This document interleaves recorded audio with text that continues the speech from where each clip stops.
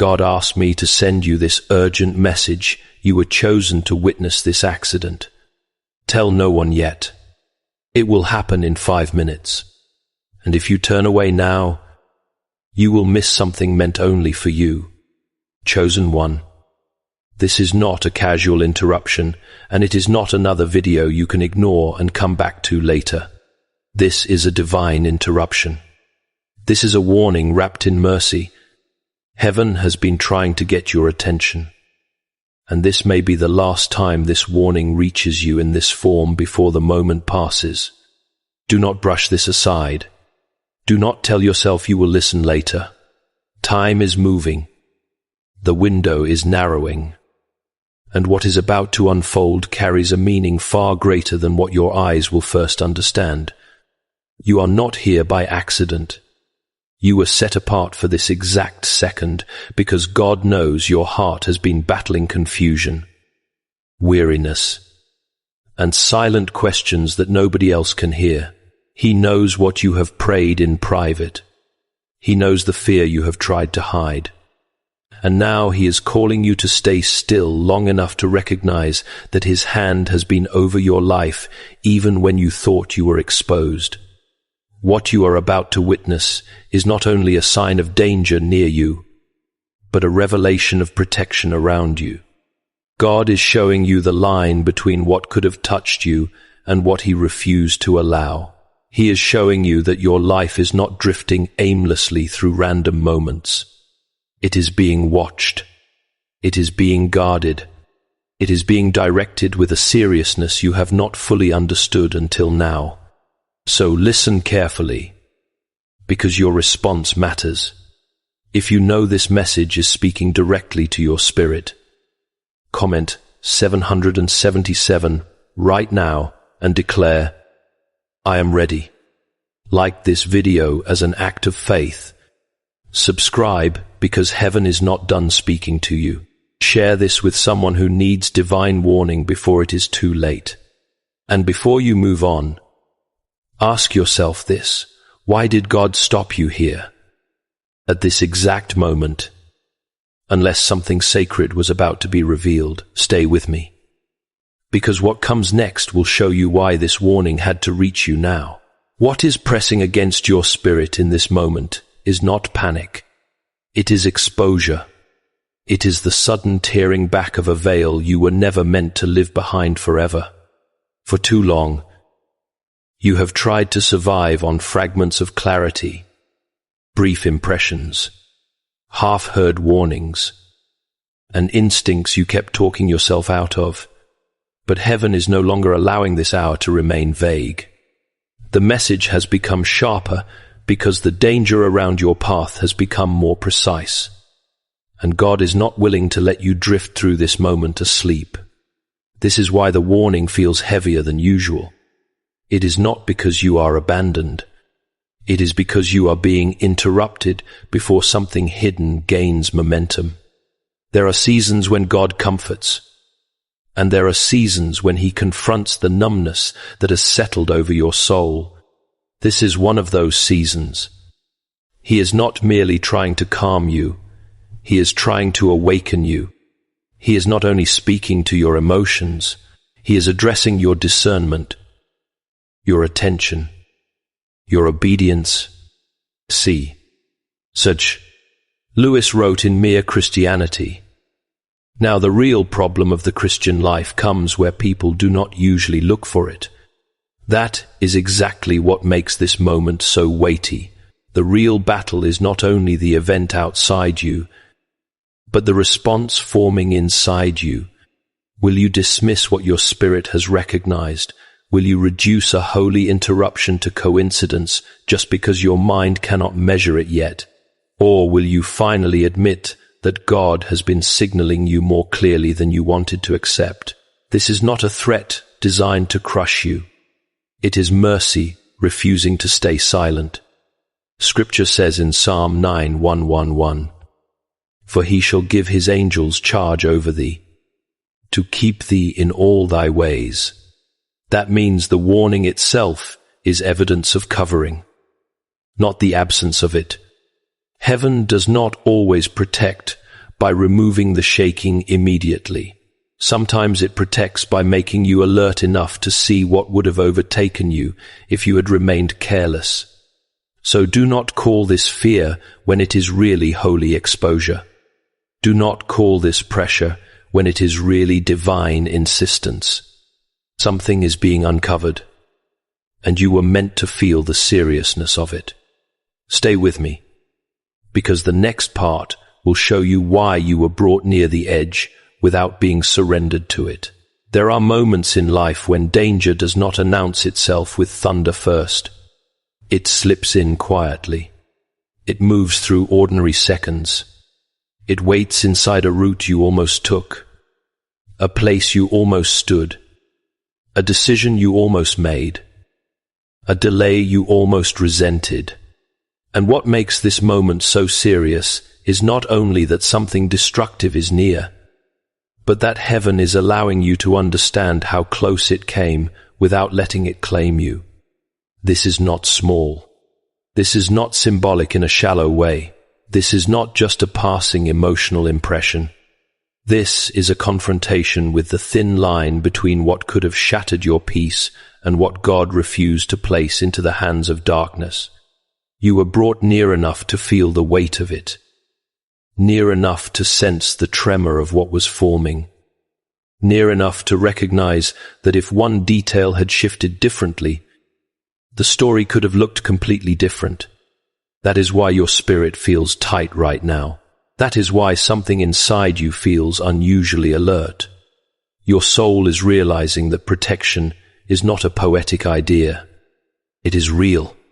It is active. It is precise. And it has been surrounding you more closely than you knew. The enemy would have preferred you blind, casual, distracted, moving through this hour without discernment, because an unaware heart is easier to shake, easier to trap, easier to overwhelm. But God stepped in before confusion could settle over you. He interrupted your routine. He arrested your attention. He made this warning impossible to ignore because what is at stake is greater than a temporary feeling. This is about your awareness. This is about your future decisions. This is about teaching you that your life is not exposed the way you thought it was. You have lived through moments before that made no sense at the time. Closed doors, sudden cancellations, strange delays, a heaviness that told you not to go, a pause you could not explain, a route that changed at the last minute. You called some of those frustrations. Heaven called some of them rescue. And now, in this hour, God is pulling back the veil just enough for you to see that what almost reached you was real. But His covering was more real. You were not chosen to be consumed by this moment. You were chosen to witness the edge of it so that your trust would no longer be built on vague hope, but on a living revelation that God still governs what tries to rise against you. Do you understand how serious that is? This means your life has not been drifting through random danger. It means the hand of God has been involved in details you never noticed. It means some of the tears you cried over delays were shed over doors that would have led you into harm. It means some prayers were answered long before you recognized the answer. And it means what you are feeling right now is not weakness. It is awakening. It is the holy shock that comes when a person realizes they were closer to disaster than they knew, yet still held by mercy. So do not reduce this moment to coincidence. Do not call it overthinking. Do not rush past it, because your flesh wants comfort more quickly than your spirit wants understanding. Stand still in it. Let the weight of it search you. Let it humble you. Let it teach you that God has not been absent from the dangerous places in your life. He has been standing between you and things you were never meant to carry. And if you have ever looked back and realized that a delay, a detour, or a sudden change actually saved you, write, "I was protected" in the comments. Because what comes next will show you that the deeper message is not what almost happened to you, but who kept it from reaching you. Not every revelation is meant to be explained the moment it touches your life. Some moments are too holy to be thrown into noise before they have finished doing their work inside you. That is why you must resist the urge to run ahead of what God is unfolding. You may feel the pressure to tell someone immediately, to make sense of it out loud, to get quick confirmation from human voices, because the weight of what you sensed feels almost too great to hold alone. But this is not the hour for careless speech. This is the hour for discernment.